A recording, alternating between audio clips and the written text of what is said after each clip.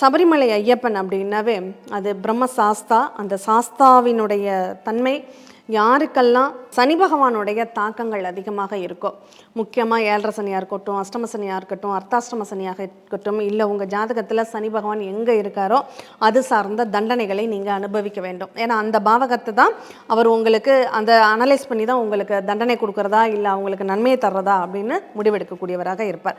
அப்போ அந்த சனி பகவானுடைய அந்த தாக்கத்தை தடுக்கக்கூடியவராக, ஏன்னா இந்த சனி பகவான் என்ன பண்ணுவார்னா அவர் நிறைய கஷ்டப்படுத்துவார். ஒரு உழைப்புக்கு அதிபதி சனி பகவான்னு சொல்லலாம். அந்த உழைப்பை அவங்க சரியான முறையில் பயன்படுத்தலை அப்படின்னா அவர் எங்கே இருக்காரோ அது சார்ந்த நிகழ்வுகளை அவர் கஷ்டப்படுத்துவார், துன்புறுத்துவார். அப்போ கஷ்டப்படணும் அப்படிங்கிறதுக்காக தான் இந்த 7.5 சனி, அஷ்டம சனி, அர்த்தாஷ்டம சனி இதெல்லாம் வருது.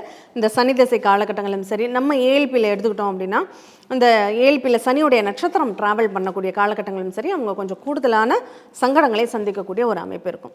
சரி, இதையெல்லாம் அவங்க தவிர்க்கணும் அப்படின்னா அதுக்கு என்ன பண்ணணும்? உடலை வருத்திக்கணும்.